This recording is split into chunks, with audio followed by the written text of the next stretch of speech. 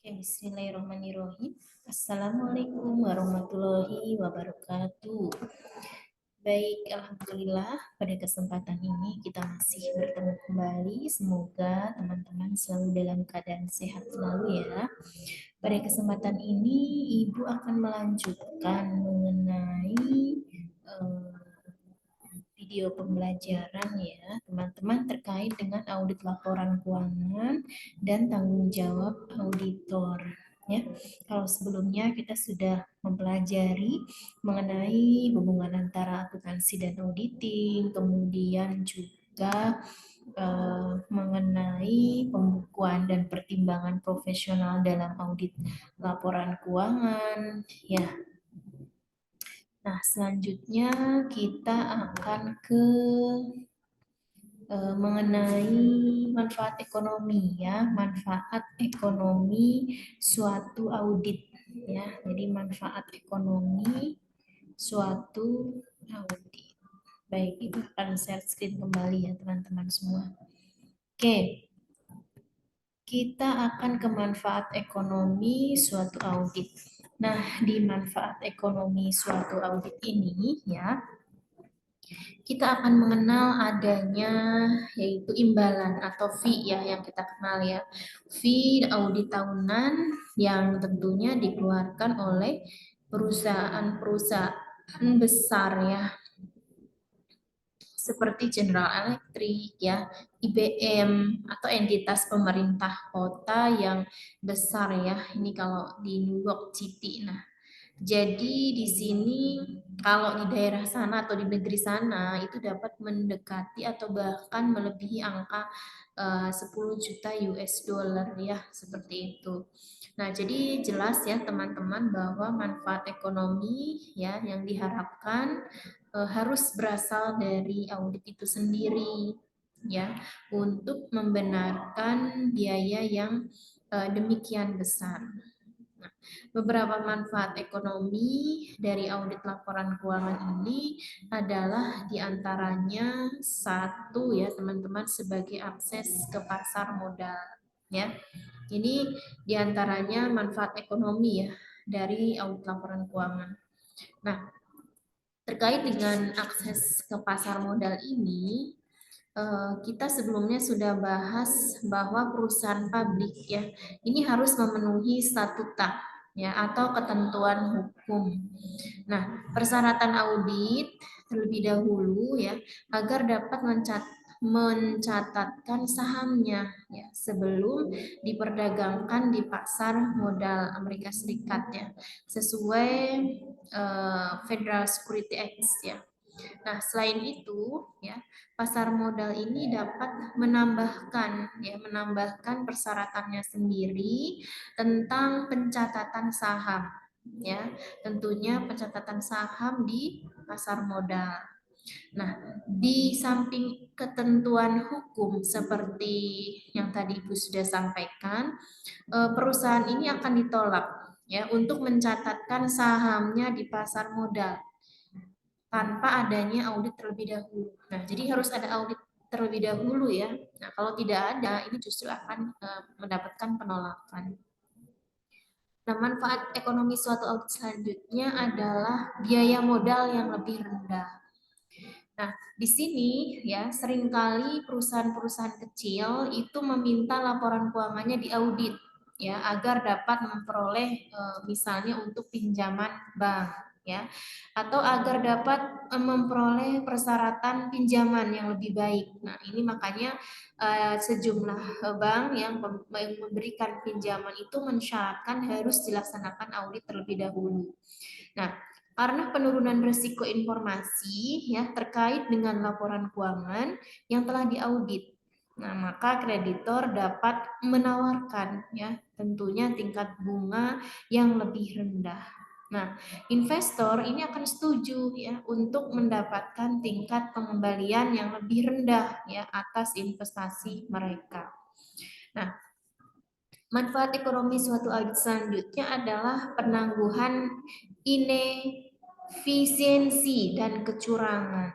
Nah, Beberapa penelitian ini menunjukkan bahwa apabila para pegawai mengetahui akan diadakan audit independen, ya, maka mereka akan menjadi lebih berhati-hati, ya, dan tentunya berusaha sedikit mungkin ya melakukan kesalahan di dalam menjalankan fungsi akuntansi dan menyalahgunakan aset perusahaan, gitu ya teman-teman ya. Nah, oleh karena itu, audit ini dapat mendorong data ya dalam perusahaan menjadi lebih dapat diandalkan tentunya, serta dapat juga lebih menekankan kerugian akibat penggelapan dan lain sebagainya. Nah, selain itu, ya tentunya dengan adanya fakta akan dilakukan penelitian atas asersi laporan keuangan, mereka juga dapat mengurangi kemungkinan manajemen melakukan kecurangan dalam pelaporan keuangan. Gitu ya. Ini terkait dengan penangguhan inefisiensi dan kecurangan ya. Ini manfaat ekonomi suatu audit. Nah, yang terakhir manfaat ekonomi suatu audit adalah peningkatan pengendalian dan operasional.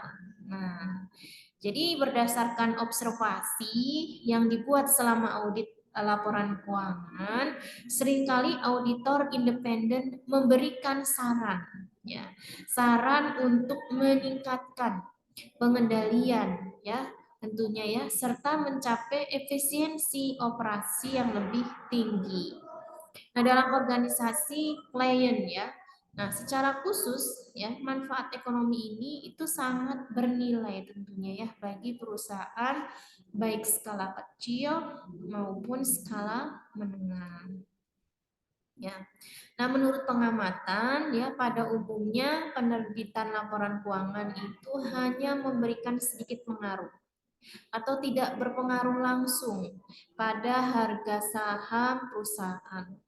Nah, hal ini itu dapat terjadi karena seringkali manajemen telah menyampaikan hasil-hasil keuangan dan temuan audit melalui siaran pers ya, kepada wartawan keuangan sebelum laporan keuangan ini secara resmi diterbitkan.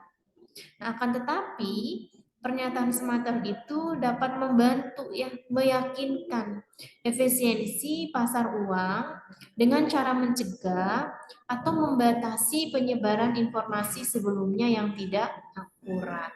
Ini ya seperti itu. Nah, selanjutnya apa sih keterbatasan audit laporan keuangan? Nah, jadi di sini suatu audit laporan keuangan yang dilakukan sesuai dengan GAS ya, memiliki sejumlah keterbatasan yang melekat tentunya ya. Nah, salah satunya adalah bahwa auditor ya bekerja dalam suatu batasan ekonomi yang wajar. Nah, di sini ada beberapa dua batasan ya, ada dua batasan ekonomi penting yang dimaksud. Yang pertama adalah biaya yang memadai atau reasonable cost. Nah, pembatasan biaya audit dapat menimbulkan terbatasnya pengujian ya atau penarikan sampel dari catatan akuntansi atau data pendukung yang dilakukan secara selektif tentunya. Nah, selain itu, auditor juga dapat memilih ya untuk menguji sistem pengendalian internal dan mendapatkan keyakinan ya, mendapatkan keyakinan dari sistem pengendalian internal yang berfungsi dengan baik. Nah, ini ya terkait dengan biaya yang memadai. Nah, keterbatasan audit laporan keuangan selanjutnya adalah jumlah waktu yang memadai atau reasonable length of time.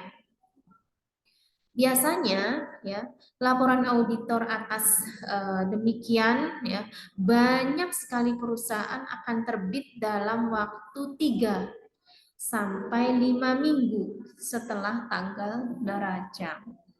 Hambatan waktu ini itu dapat mempengaruhi jumlah bukti yang diperoleh.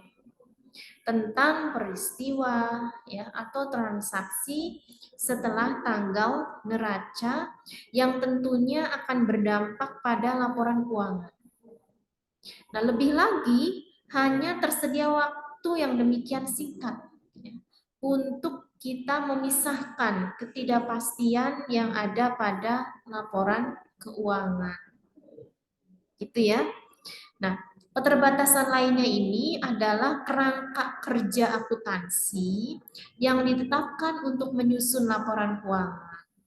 Nah, di sini ada dua keterbatasan penting yang berkaitan dengan kerangka kerja akuntansi yang ditetapkan. Yang pertama adalah prinsip akuntansi atau alternatif accounting principle. GAP ya memang memperbolehkan penggunaan daripada prinsip akuntansi alternatif ya.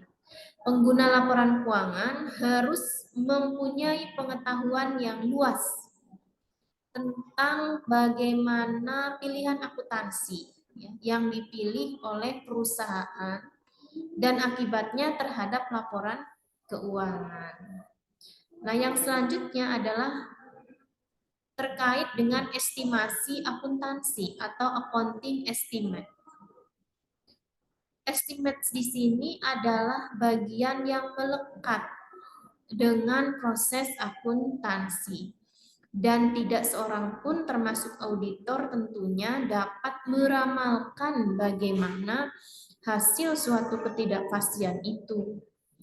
Nah, suatu audit tidak dapat menambahkan ketepatan dan ketidakpastian pada laporan keuangan apabila faktor-faktor tersebut tidak ada. Walaupun memiliki keterbatasan, ya, namun audit laporan keuangan akan menambah kredibilitas sebuah laporan keuangan. Jadi walaupun tadi ada beberapa keterbatasan yang dimiliki oleh audit laporan keuangan yang tadi Ibu sudah sampaikan, tetap saja ya kalau dilaksanakan audit laporan keuangan ini tentu akan menambah kredibilitas ya daripada sebuah laporan keuangan. Oke. Itu saja terkait tambahan materi ya terkait dengan manfaat ekonomi suatu audit, kemudian juga keterbatasan audit laporan keuangan. Sebagai evaluasi pembelajaran, silakan Anda kerjakan untuk pemahaman. Yang pertama adalah jelaskan perbedaan tujuan, kemudian metodologi, kemudian standar yang digunakan, dan para pihak yang bertanggung jawab atas akuntansi dan auditing. Kemudian yang kedua, asumsi apa saja sih yang mendasari audit laporan keuangan. Nah, selanjutnya yang ketiga, sebutkan 4 faktor yang mendorong kebutuhan audit laporan keuangan. Yang keempat, jelaskan manfaat ekonomi audit laporan keuangan. Dan yang terakhir adalah uraikan keterbatasan audit laporan keuangan. Silakan teman-teman dari penjelasan sebelumnya sampai dengan hari ini. Jika ada yang akan ditanyakan, boleh ditindaklanjuti. Kemudian sebagai evaluasi pembelajaran, silakan mengerjakan tadi soal yang Ibu sudah sampaikan. Gitu ya. Baik, kita tutup video pembelajaran kali ini dengan alhamdulillah. Nanti kita akan lanjutkan materi selanjutnya tentang hubungan auditor independen. Baik, itu saja. Kita akan lanjut video selanjutnya. Baik, ya. Assalamualaikum warahmatullahi wabarakatuh.